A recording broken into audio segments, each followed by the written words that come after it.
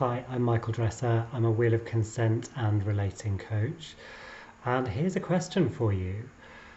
How easy do you find it to say no?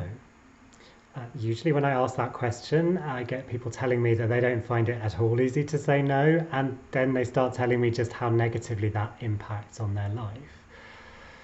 And it's not just about saying no, saying the word no. It's often also about saying yes to stuff even when you don't really mean it, i.e., not saying no.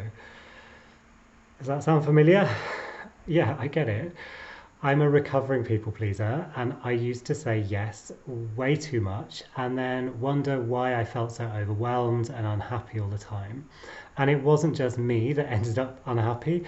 When I said yes to too much stuff, I'd end up letting people down or not being able to do things properly. And so then other people would be upset with me, which I hate.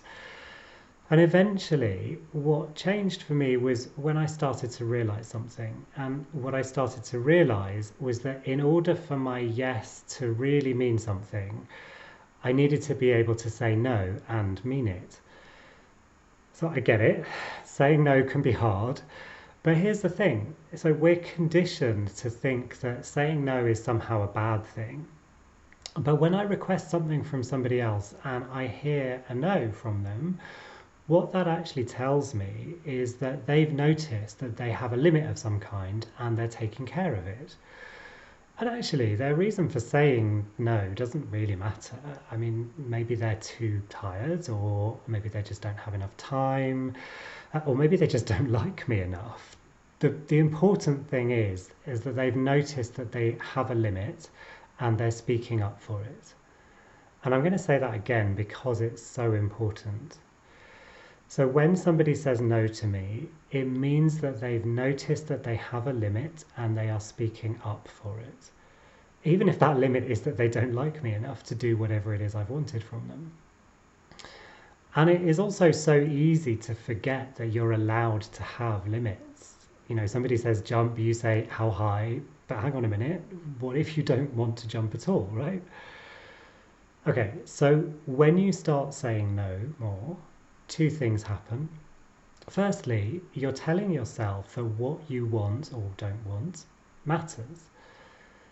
I mean, imagine that. You're sending your body and your nervous system a message that you're prioritizing your own needs over those of somebody else, and that matters.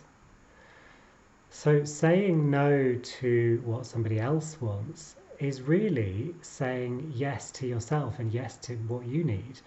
And that is actually a form of self-care. Secondly, when you say no to somebody else, it starts to make you more trustworthy. And what do I mean by that? Well, if you say no to something that I want from you, what that tells me is that you're taking care of yourself. Which means that if you then do say yes to something else that I want in the future, I'm going to be much more likely to believe that you really do mean that yes. And so that means I can trust you, and I then don't have to second guess the situation or try to caretake you or minimize what I'm asking for in some way. So there are lots of ways that you can learn and build skills for saying no. You can check out some of my other videos on here, or take a look at my website and maybe book a coaching session with me to find out more. And you can also like and subscribe below to stay up to date with all my latest tips and resources.